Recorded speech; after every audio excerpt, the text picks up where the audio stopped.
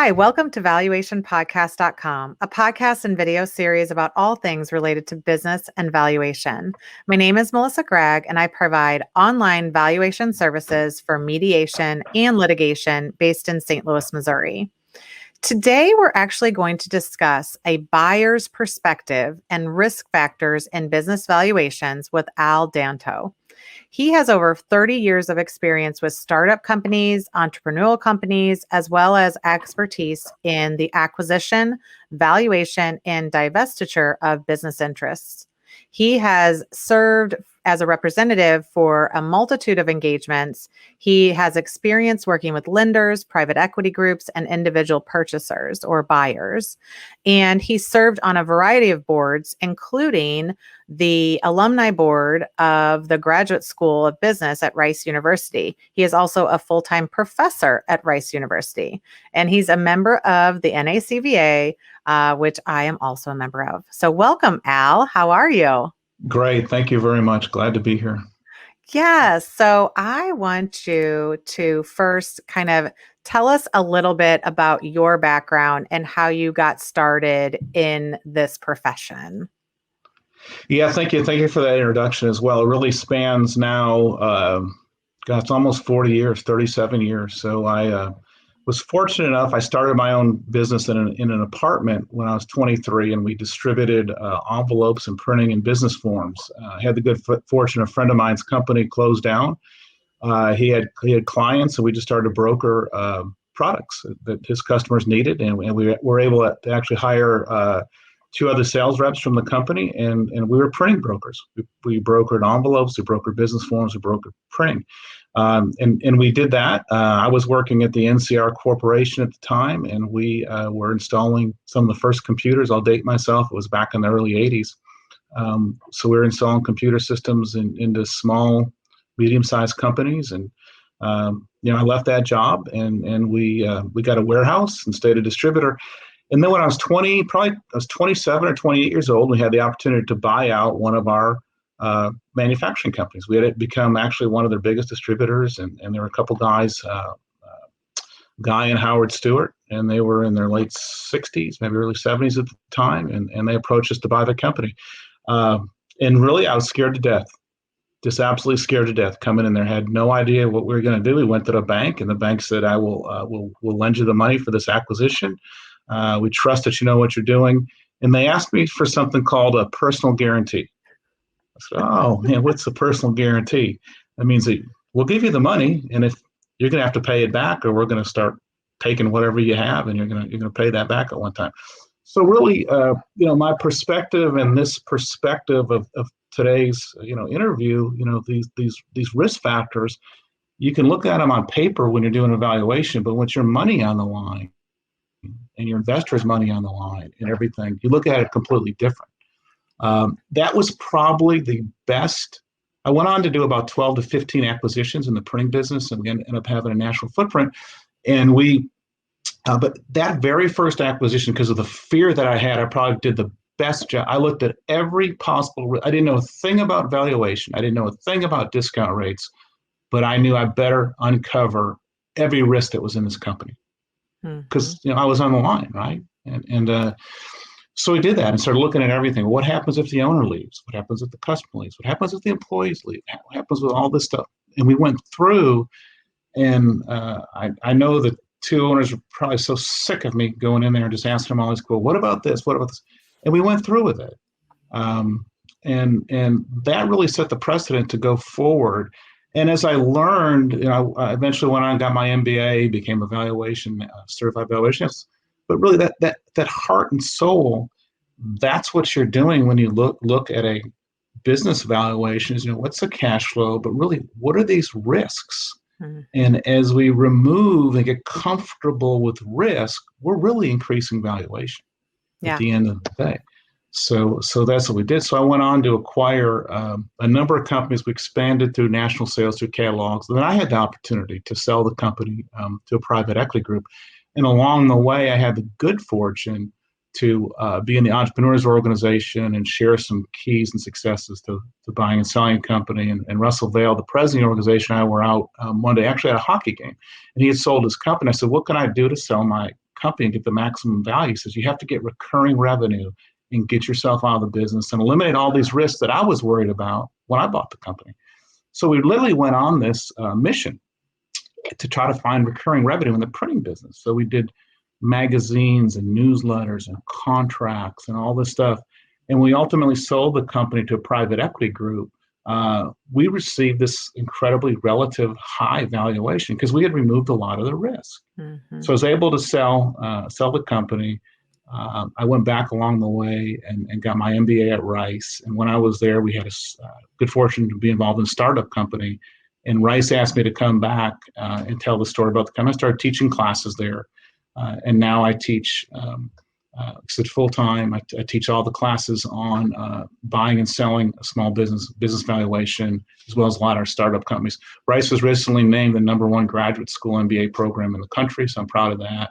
And then I started to consult. People started reaching out to me to help them to 90% to sell their business and get ready and prepared. And I also got my valuation certificate. So that's what I do. I teach at Rice in the program, and I have a small company. We do some M&A advisory work. And it's called Exit Advisors. And we'll get into that a little bit later. Well, and that's why I think, I was excited to talk about this topic of risk and to also kind of get a perspective, because I think what happens with business owners is they just don't know about this process. They don't know what a buyer is going to look at. But we have to go back and kind of remind everybody that valuation, an income approach or a market approach, which is usually the two approaches that you're looking at. But the income approach is like cash flow, which we're always focused on. Like, what's the EBITDA? What's the adjusted EBITDA? Right. But then the other piece of it is what is the risk that cash flow would continue? And so I think that, during this process, you have written a ton of articles and white papers about the risk component, both real and perceived, in valuation. So can we kind of get started discussing, and we might have to switch to the next slide. But tell us more about that. Okay, so absolutely. So you're exactly right. And the job at the end of the day of a valuation professional is really to say, how risky is this potential investment, right? Because we have to say, okay, what level of return do I expect for the risk that I'm taking? So, you can start with something risk-free, treasury bills, and build up to bonds and build up to equities. But then you get into a privately held company and you say, okay, what return should I get for the risk that I'm taking for my capital? So, to all the business owners out there, this is kind of the takeaway, the silver bullet, is that to increase your value, certainly you increase your cash flows as much as you can, but, you have to remove this risk, and that's going to give you a higher relative value. So this is I'm a guy that drives a car till the wheels fall off, right? I mean, I just do. We just drive till the wheels. It's always been that way. This is my 2012 Ford Explorer. It's got 212,000 miles on it. I've never had a problem with it. Never. So to me, it's dependable. It's risk-free. It starts every time I turn the key, and it's But what is this to somebody from the outside looking in? Mm-hmm. It's an old beat up used car. They're going to want the lowest possible price for it because of this risk that they perceive. But I've never had it break down on me and going forward. So it's dependable to me. And that's the way that business owners, you get numb to the risk that's in your business, right? Because you live it and you're there day in and day out and you see it. But someone from the outside looking in is going to see it completely different. So these risks are kind of magnified, and we'll get into it a little bit later when we talk about how do we improve our valuation. But on the next slide, this is an interesting that I share with my class. This is an interesting perception of risk.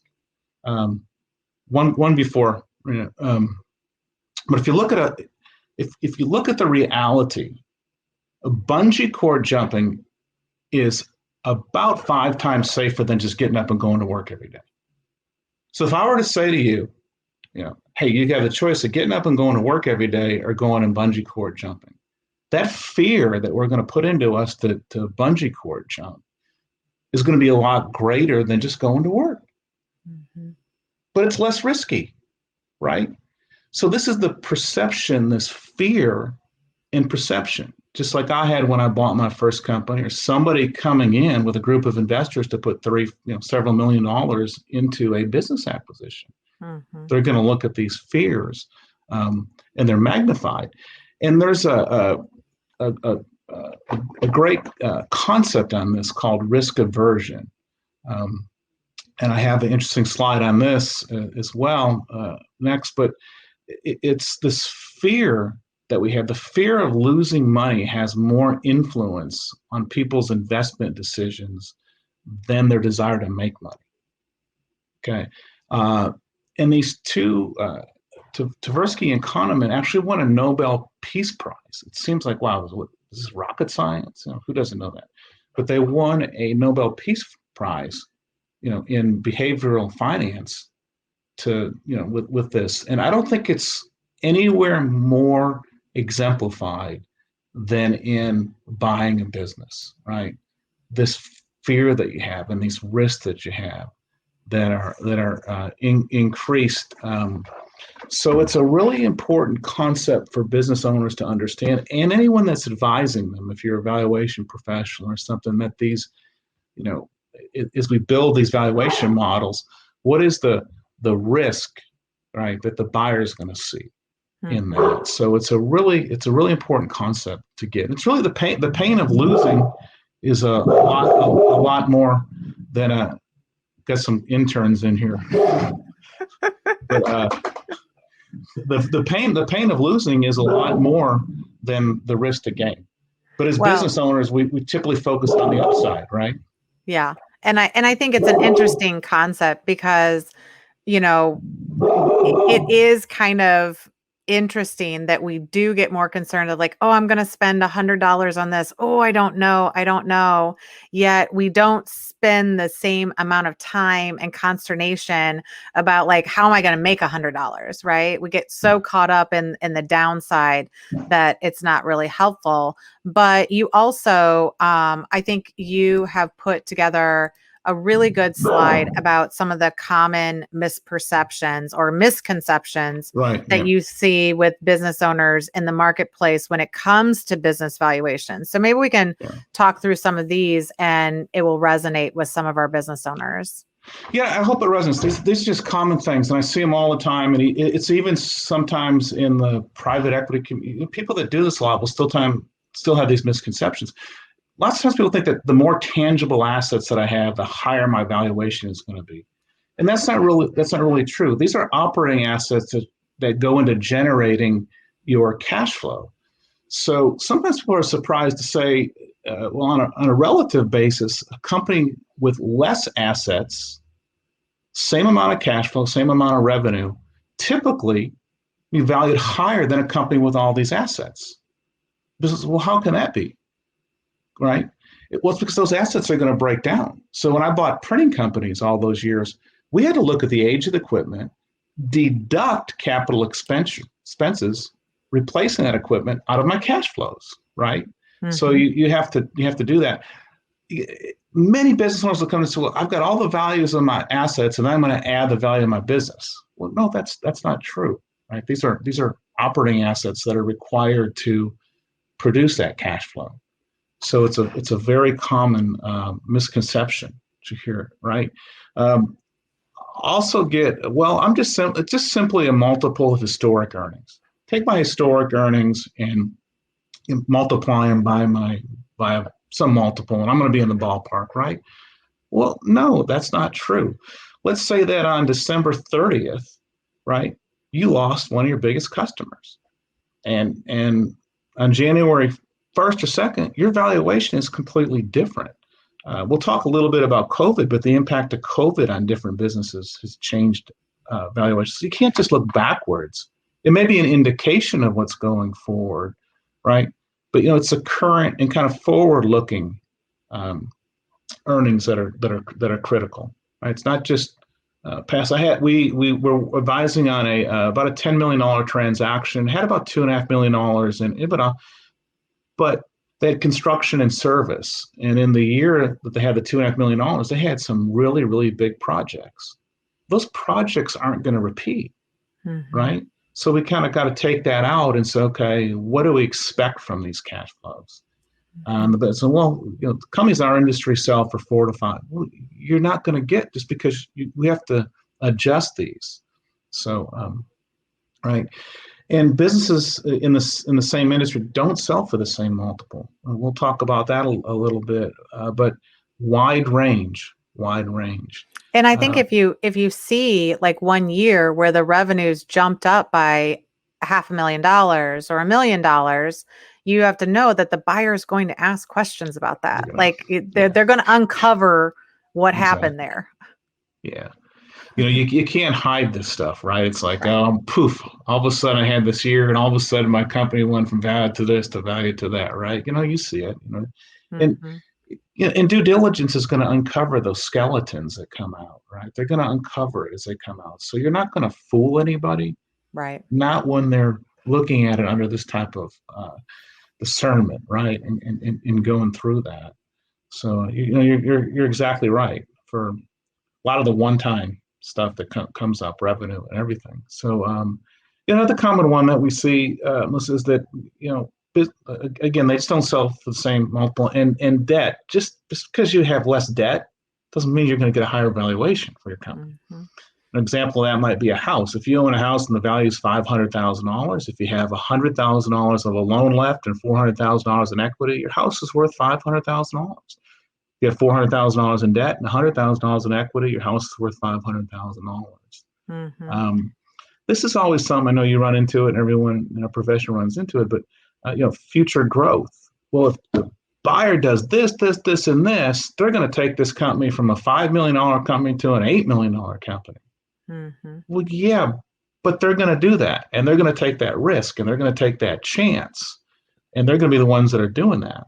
So you don't get credit for all that future. It's kind of you're projecting, right? Future. And along that same line, a business might say, well, they're not going to have these expenses. So these expenses should go away too. I think everybody wants the best of both worlds. The less debt, I think, is interesting because, debt is cheaper than equity. And so it blows people's minds when I say, sometimes having debt, you can grow faster, you can be worth more. And they're like, wait, we've always been like no debt equals value. And so it's a good analogy with the house as well. Yeah, exactly. And then, with minority discounts, I think people will say, well, my business is worth, my 10% interest should be worth this. And, a lot of us in the valuation profession, we don't do as much now for stuff like this. We kind of focus on the M&A market. But, what's a 10% interest worth in my business? And it's a minority interest to somebody. So you have lack of control and lack of marketplace. So people are kind of surprised to see this. So I thought I'd touch on some of those common misconceptions, right? Yeah, absolutely. But yeah, I'd like to kind of move into the this concept of averages, right? This is where I see the biggest. So if this is off of Pepperdine has kind of the respected, they do an annual report.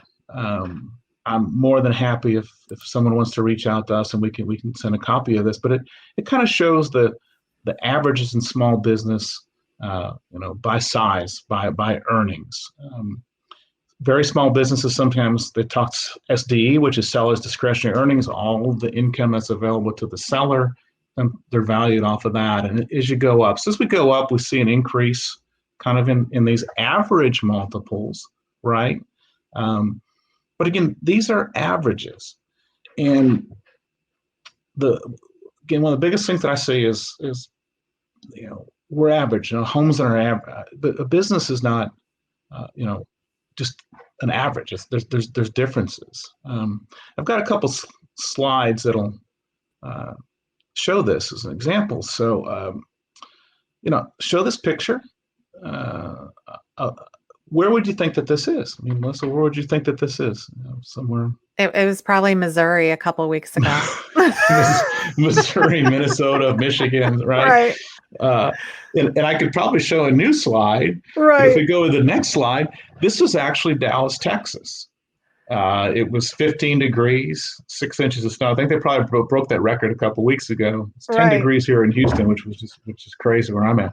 But but the average temperature in Dallas for that day is basically 60 degrees. So if you just showed up in Dallas and you said, "Hey, I'm going to show up for the average day, golf shirt, shorts," right? So average is really to me, and this maybe more this real world in business valuation. There's just but I mean, all it is a center point, right? A middle ground. Yeah, and I think So that's where everybody starts to say, "Well, isn't everything like 3 to 5 times EBITDA? Like, isn't every average fall around there?" And it's like, well, every business in the world would sell for that. It's you really have to look at the individual deal, not even the individual company, but the individual deal to understand the value. exactly. And I think the next slide I'll go into. So this is where I think really captures it. So if I ask you, what's the average between 1 and 99? It's 50, right? So if you say, well, and this is what I get more than anything else in the real world from a CPA who advises a business seller, from maybe a valuation person that comes in there that'll run these multiples, right, or run these averages and do this. But I kind of have a map background from undergraduate and through college. But if you look at averages, you have to, what's the standard deviation? How wide is the norm? Where do we go, right? And if you look at a business and let's say that the average in the industry was four times, well, all that means is half was below and half were above. So companies in the exact same industry with the exact same earnings have completely different valuations based on their history and based on their risk. And in my classroom at Rice, I take two flower shops, Linda's Flower Shop, $1 million in revenue, $200,000 in EBITDA, but completely different risk profiles. One's in Austin, no customer concentration, the business is growing, they have a recurring program for birthdays and anniversaries, solid. And the other is in Detroit, Michigan, where I'm from. I'm from Detroit. I moved down to Houston as quickly as I could after college. But but they had Ford Motor Company, customer concentration, they had no internet present, they had bad reviews, which is a huge driver of valuation now, poor online reviews. Very hard to change those, but these 4.5, 5-star reviews can really add to valuation, right? All these components. So but all we're talking about with average is this middle point, right? Just means that half are left and half are right. So the job of the business valuator is to come in there and say, where along this bell curve should this company fall? And that's based on the company specific risk that you're looking at, right? What are the risks that are embedded within this company, or maybe the industry, or maybe the area, right? That they're at. But business owners, especially when they start thinking about having an exit, selling, have to really be cognizant of this. So what does it take to move a company, above average, right? Well, and even if in this example, if you had two companies that even had similar cash flow and operation, it could be different locations, but if they had like generally the same cash flow, but one has a horrible reputation and one has a good one, I mean, I think everybody in the audience would agree, like they don't have the same value. Like I don't want the cash flow coming from the trash can. I want the cash flow coming from, the somewhere nicer kind of exactly. Yeah. But it's hard to break that conception, right? Because the CPA or somebody who that says, hey, this is what the other company sold for. They say, hey, I call everyone in my industry, and this is what they're selling for, right? Here's a rule of thumb, right? Yeah. No, exactly. So So But part of this, so a lot of the averages, but also I think we're going to get into some of the risks. If we look yeah, at, going forward on the slide, um, talk to us more about, well, this kind of goes towards what you were yeah, talking about earlier, is that people are more concerned about losing than gaining. Um, yeah. Whereas in the sale process, we're trying to figure out how to get the highest dollar, really. Like, how do we showcase this in the best light so that we get top dollar for it? And so it does take kind of a change in thought process. Exactly. And, as an entrepreneur, and I've been an entrepreneur all my life, we're optimistic, right? We're incredibly optimistic. The glass is always, more than half full, right? It's three-quarters full, no matter what goes on. But again, just to tie this back, what moves, these valuations up and down is when you look at it from the outside and you realize that someone's looking at the pain of loss, and it's asymmetric. They're going to put more. And so the first thing we have to do is business owners and those advising business owners to increase their values to say, okay, how do I reduce all these? And how do I move myself above average relative to the other companies in my industry, right? If certainly a flower shop's going to have a different maybe average than a software as a service company, than a manufacturing company, but I want to be well above average, well above average. Well, and that kind of gets towards some of your current mission, not only Yeah, to teach, upcoming valuators and CPAs and bankers and such, but to also help business owners prepare for an exit and increase the value of their company, which when we were talking earlier, I see a lot of very successful business owners that don't always prepare to exit. They just are kind of like, I'm successful, I'm making money, I'm going to work until I die, and this is what I love. And then a buyer comes along and says, hey, would you be interested in maybe selling your company? And they scurry around because they're like, well, maybe, I don't know. What should I do? How should I right. react? And you kind of get them more prepared. And maybe we can talk about how you do increase the value of your company. Sure. And again, I think it comes back to people ask the greatest lesson that I ever had in my life. It changed my life, changed my fortunes forever, was when I had that meeting at the hockey game with Russell Vail, and he said, hey, look, take the risk out, get this recurring revenue, right? And we did that. We did that. And so relative to all the other printing companies that are out there at our size, we got this very high valuation. We really did, because we were able to do this. Um, this really came out of I guess, frustration and empathy. But sometimes I feel like my role, and again, after I sold my company and went back to Rice, people just started reaching out to me, and say, hey, can you share experience? And sometimes I felt like I was a doctor, and some 60-year-old person came up to me and said, man, you got high cholesterol, high blood pressure. He says, what can I do? I said, we should start this 20 years ago. All right. That's a lifetime, right? And others can come in there, man, they're in great shape, and they run and they exercise and they do all these things. And they were really well prepared and ready. So sometimes it gets a little too late. Uh, we'll walk through some of the common risk of a business, but just for example, owner involvement. If you're involved in the business and you're there day in, day out, and the business revolves around you, then what happens when you leave?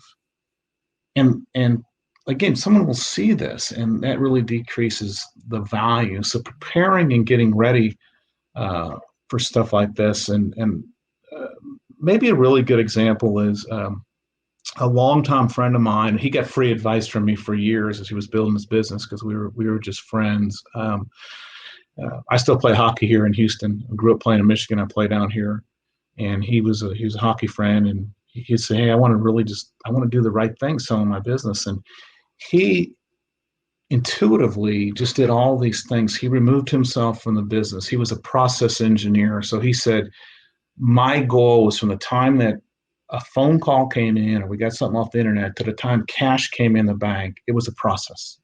And I had nothing to do with it. Nothing to do with it. And he built this up. He had 230 reviews, Yelp reviews and stuff, Google reviews, you know, 215 of them were 5-star, a couple 4-stars, and a 3-star, which is I really screwed up. But he did all these right things. And then he approached me and said, I want to sell my business. My financial planner said, if I can get this, I have enough put away, I'm ready to move on. And we looked at it and we did his valuation. And one of my young guys looked and did his valuation and put him kind of about average. I said, no, we got to put him way up here above average, because you just don't find a little. He installed closets. It's a closet company. And it built up a great business over the years. And he just was way out there. So we went out to the market. It was incredibly popular. And we put his valuation way out on the curve, and he actually had an all-cash offer for even $100,000 more, right, than we even put it out there for. And all of his peers said, well, man, these companies are selling way back here. Yeah, that's because you've got a funnel and you keep track of your sales and you've got great reviews and you have a process. So all these things that he did got him this incredible valuation when it came time to sell. So that's what goes into. In essence, he removed the risk. Yeah. And people knew it. It was authentic, right? He didn't just make it up at the end, but it was very authentic. Well, and I think the next slide kind of talks through a lot of the biggest risks that, in typically businesses won't have all of these, but, part of it is kind of looking forward and saying, okay, I was listening to a coach recently and they said, if this sale process fails, right? So let's say we take the business to market and at the end of the year, we failed. We didn't find a buyer. We couldn't get the deal done. Why would we fail? And if you ask the buyer that, they're going to come up with like immediately, they would say maybe 3 things. Well, it's probably going to fail because we don't do A, B, and C. And it's like, okay, well, then before we start, how do we fix A, B, and C so that we don't fail at the end? And it does take some introspection, right? But this is the list, and we can talk through some of these, of the biggest risks that could impact your value, that if you have present in your current business situation, that your goal should be over the next 6 months to 5 years, whatever your time frame is, to start to eliminate those, because you will increase the value for yourself today, not necessarily even at an exit, but like you will have more cash flow if you work on some of these things, right? Exactly. A really good friend of mine, a lifelong friend, Roger Burke's a partner at Deloitte & Touche here in Houston, and he said, you should really, what you're doing in this is you're really trying to maximize your business. You're making it as best as possible. And if somebody knocks on the door, or you do decide one day, then you've done everything right, right? So part of this is kind of common sense business practice. But a lot of this too, it's kind of like losing weight. It's easy to say to go out there and do it, but it's hard to do.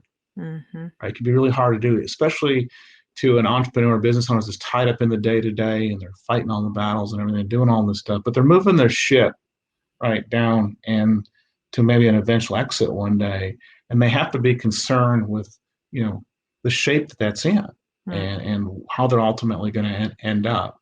So these are the common. I'm really happy. Like to get your opinion on some of the others that you see out there. You see it all the time, but these are kind of the biggest ones.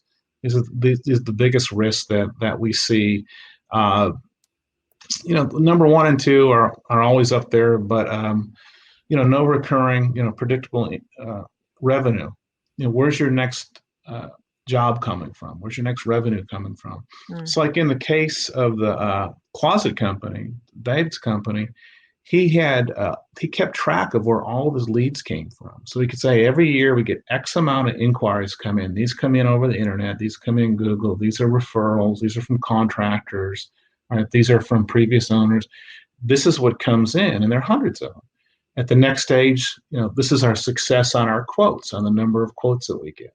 The next stage this, the next stage that. So despite that, he didn't have recurring revenue, right? But he could get comfortable with where that came from. It was quasi-predictable because you just knew the number of leads that were going to come in. You could ramp up your advertising and stuff like that. So But if you're out there bidding a job, and that's how we were in the printing business originally.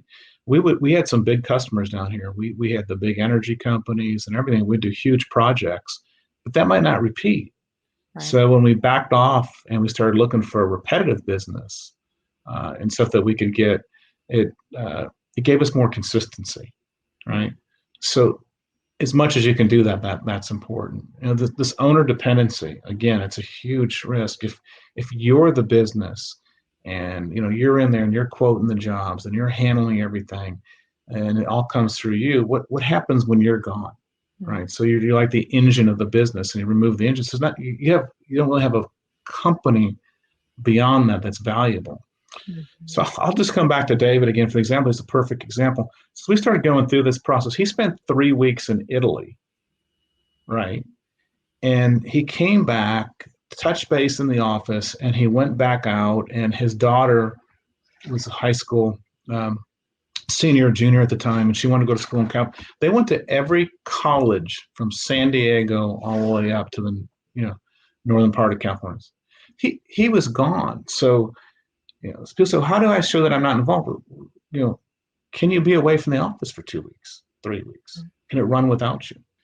Because again, we're valuing stuff based on their ability to generate cash flow. And if you're an important component of that cash flow engine and you're removed, then your business has been devalued. Right. And you have to remember that a buyer could ask a very simple question, right? Hey, when's the last time you went on a vacation? Exactly. Do you ever go on vacation? And all you'd have to say as the seller, you'd be like, I could never take a vacation. I've worked every day. I've never, because it is hard. It as a threshold of a business, like you're in phases of it. So there are phases where there's phases. Everybody is reliant upon you. And then you have to slowly kind of create systems that allow you some freedom of movement. We have technology that people can work anywhere now, but are they reliant upon you being available for that call every single day, for that update, for the, all of those things? That's the issue. It's not that, you need to be away. It's that sophisticated buyers are going to ask you questions to get to understand how you work your business. And you're not maybe even going to know why they're asking questions, right? You're exactly right. And you'd be surprised the number of hours owners that'll say, "Oh, I've been working so hard. It's just so much. I just want to get in." You're right. They're asking those questions to see that. And it's, you coined the term, it's the dependency. It's not if you're there or not, but it's dependent, right? Is it owner dependent? Mm-hmm. Makes a really big difference. And, this one we talked about earlier, but a customer concentration. Mm-hmm. So in the example of my flower shop in Detroit or Ford Motor, if that person leaves, they're done. And that's a huge risk to get over. So this is another couple good ones is they'll ask you, do you have a CPA? Do you get reviewed financials? Have you ever had compiled financials? And you're like, what? Yeah. No, I mean, they do my tax return, or maybe they don't. No, we do it internally. Like all those are getting to, okay, are your records going to be reliable? Is this really your profit kind of thing? Yeah, exactly. Yeah. And people ask, should I have audited financials? Reviews. Yeah. I say yes. I say you're going to get some type of multiple on that at the end of the day because it checks that box. And without it, you're right, it's a credibility. Goes through, which kind of leads into some policies and procedures. Again, do you have a process, or is it just something that it's innate? Because someone's going to step in there, right, and they don't have that experience of being in there for 20 years, 25 years, whatever that is. Now, I like the the managers and key employees without non-compete agreements, because I think the non-compete is a very interesting piece of this. I will say that there have been many transactions that we've seen that the key employees have a non-compete agreement or some arrangement, and the main owner typically does not, right? Because it's your business. Yeah. You're not going to sign a non-compete with your own business. But that is really good sometimes if after the transaction or in the process of and this is probably too far down the rabbit hole, but I'm going to say it anyway. In the process of allocating the purchase price, if there's some portion that can be ascribed to personal goodwill, there could be a tax benefit. And if you have a non-compete in place with you as the owner of the company, with the company, then the company owns that contract and you no longer have that potentially personal goodwill. And there's always ways around it, but that's far down the deal situation. But it's good. I just bring that up because somebody could read this and say, oh, okay, well, I'm going to get non-competes with all my employees and myself and everybody. And it's like, whoa. Talking to, before you do huge things, do you have a team of advisors? Do you have an attorney? Do you have a CPA? Do you have a valuator or any of these people that will say, oh, yes, do that, but don't do that? Because there's ways that you can go too far off the cliff and it's like, oh, that was a little too much. You went too far there. Yeah, exactly. I guess that's an added bonus that I didn't even have in here, but when you start to talk about these strategies around tax, right, around, the exit and having the proper attorney, right? Sometimes you can set up a family limited trust or partnership and move that away. We've worked with some clients who are moving stuff to Roth IRAs because they think taxes, all that strategies, it's important. And you need to have these professionals that do this day in and day out, right?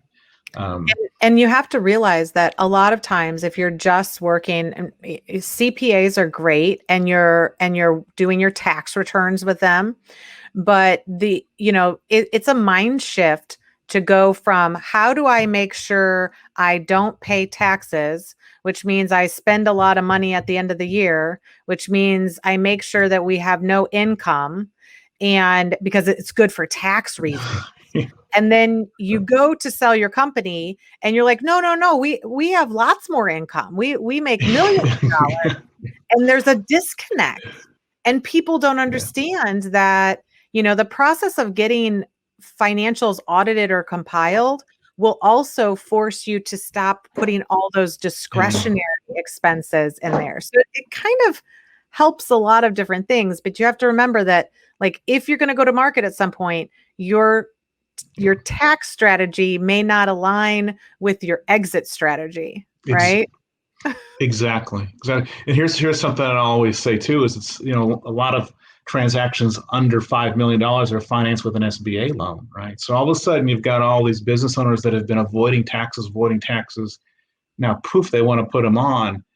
And I say, okay, it's going to be financed by an SBA loan. It's going to come in here and look at your tax return. I said, do you know what office is right down the hall from the SBA? Well, the IRS. So have you been, you can borderline on that to where it's, and kind of the message that we like to say is, okay, let's say you're going to save, $100,000 by a questionable tax write-off. And, you do risk losing credibility with a buyer because they're going to say, well, this guy's, is he cheating?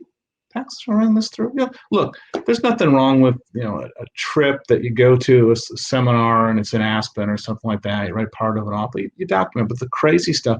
So if you're doing this, and that $100,000 says, I just can't count this to cash. My bank's not going to count it. My investors aren't going to count it. And let's just say your valuation multiple, for whatever reason, was 5.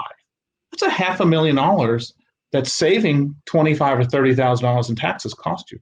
If you're nowhere near selling the business, that can be fine. But as you start to do it, you got to start to clean this stuff up. So you're right. No, and it's not like there's a right or wrong way to do this. It's just that you're going to be looking at it from different perspectives. Exactly. And, and some of that is just old ways of doing things, like spending down all your money before December 31st in some capacity, buy new computers, buy this, buy that. A lot of business owners are getting to the point where they're like, I want to see really what the financials look like. Like, I don't need that computer or that thing. But I think, again, it's about getting a team of advisors. And once you hit like the $1 million of revenue mark or something like that, you really should start to have a team. How that team is comprised is fine, but just have different perspectives, because one person might look at it from one way that's not going to be beneficial when you Exactly. sell, and that could hurt you a little bit. No, exactly what happens. And you want to share people's experience, right? Like I said, I mean, I bought my first company when I was 28, 30 years ago. And I don't think there's been a day, certainly not a week, where I haven't been involved in some type of transaction one way or the other. Startup since then, right? So it's all that experience that you see. A couple others, we'll scoot on through these. But if you're good, some type of forecast, and if you really provides comfort and confidence is if you can go back to previous year's forecast and say, hey, here's our forecast on December 2018 for 2019. Here's our forecast. Here's where we're at. Here's what we hit. We're close. Here's 2019 to 2020. 2020 COVID is something different. But if you show that and then you show someone and say, where's the company going? Because, when you hand me the keys, it's mine. Mm-hmm. You got your money and you're gone, but it's mine. So where's this train going, right? Where are we going? And valuation people, I think, can also help, because I got to be honest, if everybody's listening right now and they're like, I don't create forecasts, I don't do a business plan. You are the majority. The majority of smaller businesses do not create business plans or forecasts. Now, two things. One is that's how business valuation people that, a lot of us do valuations for the same companies every year. Like, we help them do those forecasts. We help them see if they hit those forecasts. But just conceptually think about this. If the majority of people, your competitors, other businesses that are under 5 million in revenue or under $1 million of EBITDA, right? If the majority of them are not doing business plans and forecasts, guess what? One way that you can stand apart, you do them. Exactly. And guess where that puts you relative to everybody else on the valuation curve. Mm-hmm. And now you add that into, reviewed or financial, at least completely done a gap or even on, and that's what pushes you up. You're exactly right by doing those things. And you're right. You can have the help. Your CPA can help you to do that. And you don't have to do it yourself. No, you don't have to. Your evaluation person. It's harder for people to do it. Like, we have templates, like we walk them through, because most of the time if you say, hey, can you put your forecast in here? Or can you? And they're like, what does that mean? But I think the poor online presence, it's huge. I think it's huge. I think that it also is an opportunity a lot of times for second and third generation family businesses to improve value by increasing their online presence. But I think that also in this day and age, if you're not doing a million things online, I think you're a little, reputation is not going to carry you for the rest of this new economy, right?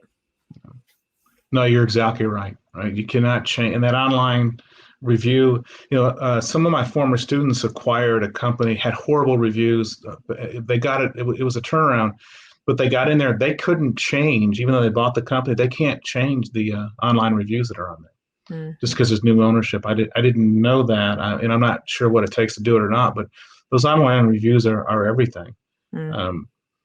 So, and you look back, certainly your historic performance, I have a slide that I say, but again, we come back to averages. So if a business had $1 million in sales, $200,000 in earnings for the last 3 years, for say as average, well, that average could be like this, straight up. That average could be straight down, or that average could be up and down. So if you've got this inconsistency or downward trend, it's going to hurt your average. So people are going to look at it. So some of it, you can't change. You have a couple of bad years, but that's why timing in selling a business can be important. It's important if you can sell on an upwards trend, you're going to get a higher valuation. One problem we run into, and we can see if your contracts are not assignable. Right. So had a very interesting situation. Another colleague of mine down here always had planned to sell his company to a big company here in Houston. But he became the alternative to that company. It was in the recycling space. So great offer, private equity. So we'll you've got to go back now to all your clients and tell them that we're going to acquire the business. Mm-hmm. And we're not going to go through and due diligence until we get these contracts. So I can't do that until I get the cash, because that's a part of the reason. Right. And had they been assignable, hey, these are assignable contracts you go through, and they have to abide by it. So, it's an important thing. You touched on this one, the discretionary earnings that get thrown in. All of a sudden you've done all the stuff to reduce income, and then poof, all of a sudden you have $1 million. Well, where'd it come from? Mm-hmm. So if you can show that,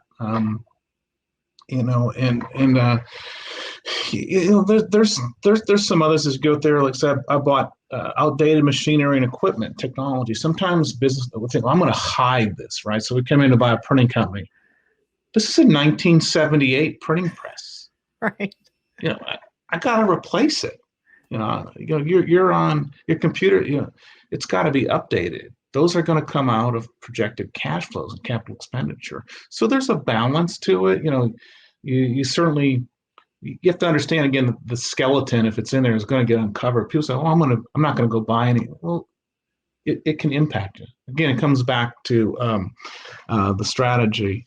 And again, if we're seeing declining revenue, increasing expenses, stuff like that kind of get out of hand, sometimes that'll happen towards the end of the life cycle for an entrepreneur, as they just kind of start taking a little bit more cash out, or they're not paying quite attention to what they're buying stuff from friends, and they've always bought them, but the marketplace has changed. And we see that a lot around insurance. Insurance will creep up. Yeah, so you have this expense creep that can come up. And then,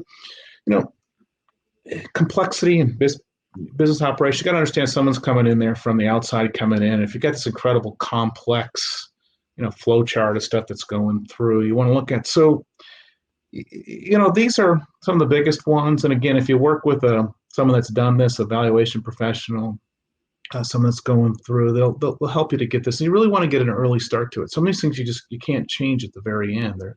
They're built into the company. So, and I'm sure you see this a lot. Yeah, absolutely. And I think that one of the things that we're going through right now is what I've called the pandemic economy at this point. We're about a year in to the pandemic economy. Hard to believe. I estimate that we have another year, but nobody likes that suggestion. But I think that, part of it is, what can we do? And how can, if we're dealing with some of these risks, if we're dealing with the risks of the economy, if we're dealing with risks in our own industry, because we haven't talked about those specific risks, what is it going to take to get a deal done in this current economy? And what are people looking for that maybe obviously is not falling on this list, but that people should really be focused on? Yeah, I think we connected on the white paper that I wrote on getting deals done in the economy and how it's impacting valuations and certainly transactions in this space. And I think what's really happened is that these embedded risks that are in a business. So if you look at the return, and if you go back to the average business in America, and I'm talking about average is again, it's in the three to four times multiple range. So 33% return, 25% return. Why well, they're risky. And again, what I think happened, we had a really, really good tailwind going into COVID. I mean, and business owners would say, why would I want to sell my business for 4 times, 3 times, 4 times, whatever the valuation multiple is, pay my taxes on it when I can just keep continuing? Because next year isn't always going to be as good as this year or the previous year and the following years, right? You have these risks. It could be COVID. It could have been your sales reps leaving. It could be a new competitor stepping into town. It could be a new technology that steps in there. It could be a regulation. It could be something like that steps in there. So COVID and the pandemic was another risk. As long as you hold the keys to that business, you're responsible for all those risks. And COVID was a risk. A very interesting thing that happened during COVID, some companies thrived. Yeah. And they did really, really, really, really well. I'm a part of a farm to market in Texas, where we actually have ownership in a processing plant and some cattle, and that thrived. We had to shut down our Facebook page because we couldn't keep up. I mean, we got literally 3-4 months behind the thrive. But is it going to continue? Right. I don't know. Right. Other businesses really weren't as impacted by COVID as much, and some were severely impacted by COVID. Mm-hmm. So, the typical MBA answer question is, well, it depends. Well, yeah, it depends, but it depends on your circumstances that are in there. But you can't ignore this COVID risk. So how we're seeing deals getting done that we're advising on, and we had about 8 deals that we were working on going into COVID, and really we only had one that closed during COVID. The rest kind of they're kidding. We got delayed just a bit. And we're getting one that'll close next week and one that's coming up. But the adjustment that was made was, okay, we're going to make the assumption that we're going to come back to pre-COVID numbers. But how we're going to adjust for that risk, we're either going to do it in valuation, where you're going to take a discount on it, right? Or we're going to give you X amount of cash up front, and we're going to hold back this, and we're going to give time to see if we want to come back to pre-COVID levels. And one thing they have to understand from a buyer's perspective, they want the business to do well. They want to give you a fair valuation for the most part, and they want it to grow. So we did this, a whole bunch. These were cash deals, and they got comfortable with it. They said, okay, that's fair enough. And it's hard to argue with that and say, okay, well, if we come back to pre-COVID levels, then you're going to get the pre-COVID. But if not, we're going to take it. Or you can wait, right? And some chose to wait to see. And that one rule that still pertains, which I think is even more relevant at this time, is that you have to show some consistent cash flow. And Yes. so if you had, because I have, the majority of my clients were very successful during COVID, so I think we see a lot of the headlines of a lot of companies that are struggling. And, obviously we're very concerned about those industries, hospitality, restaurant, and such.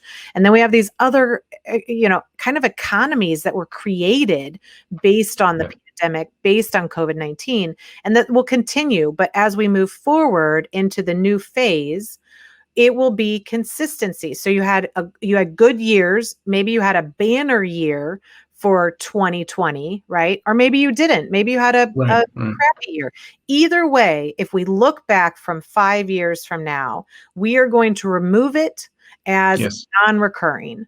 So if we remove that out, you really do have to see, are we going to get back to 19 levels in 2021? Right. Or is it maybe going to be 2022, right? Have we started the whole thing over, that we need to start to see 2 or 3 decent years, preferably, which way am I going to go? This way, right?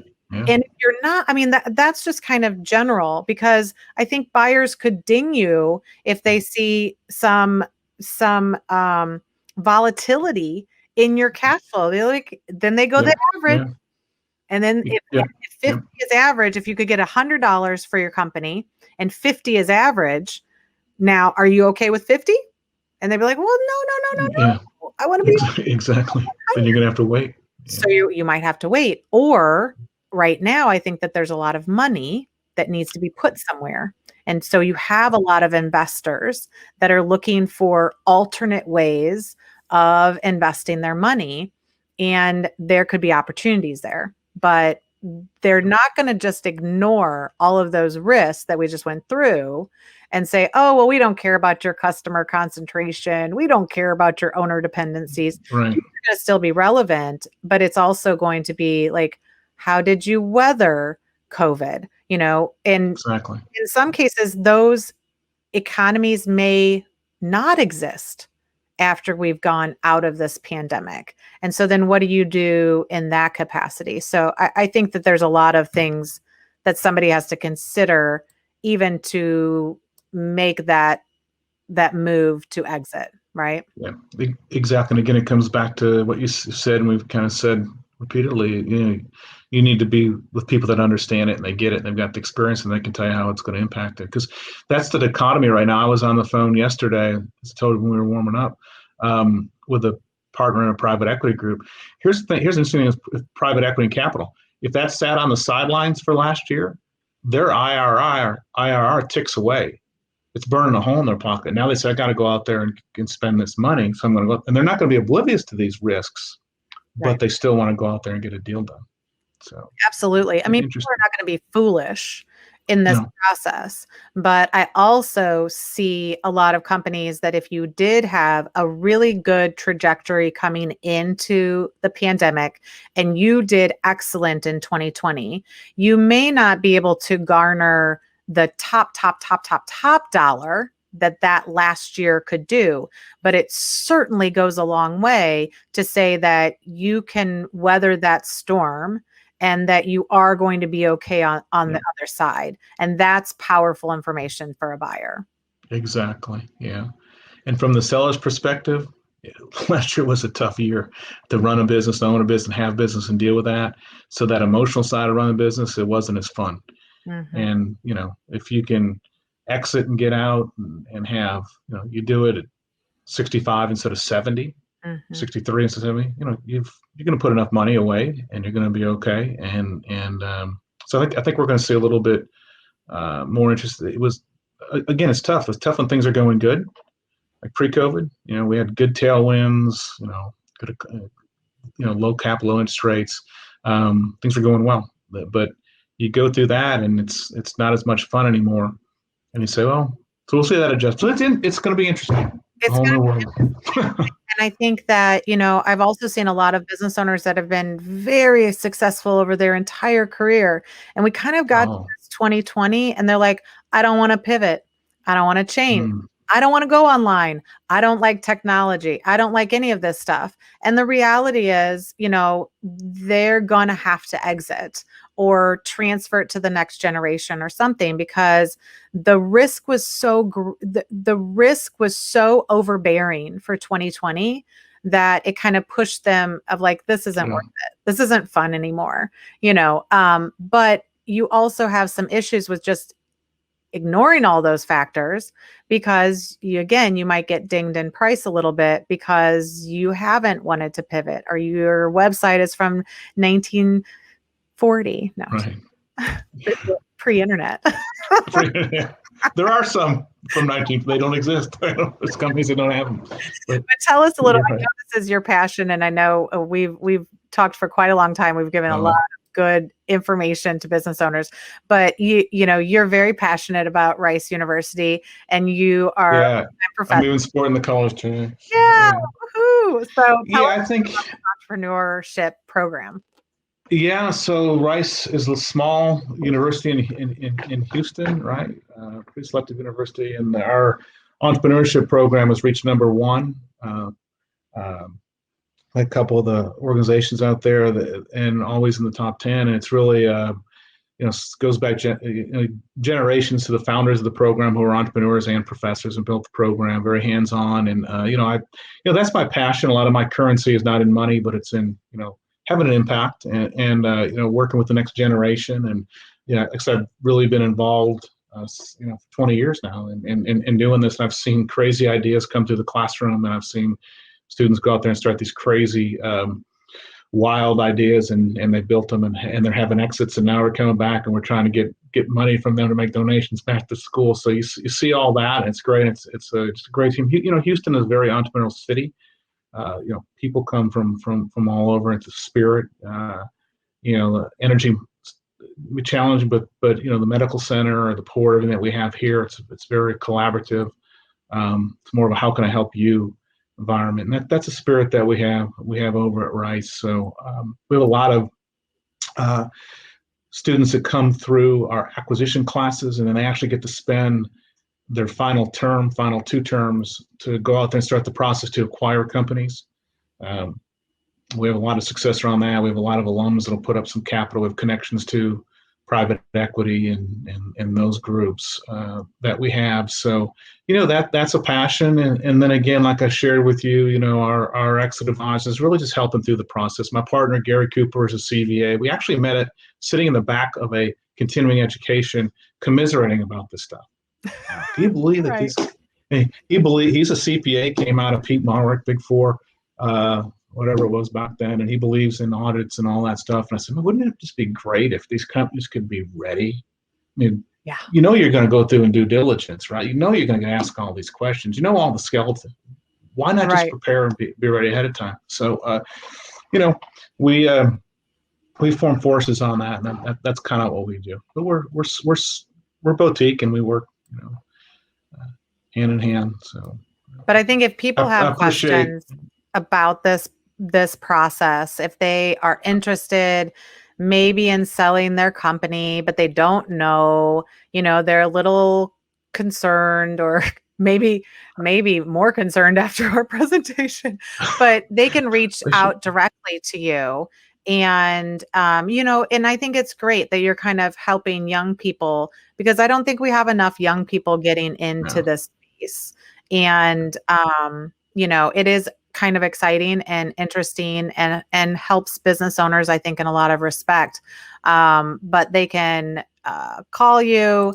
They can email at exitadvisors.com, info at, we have your phone number. So there's a lot of ways they can reach out Thank to you.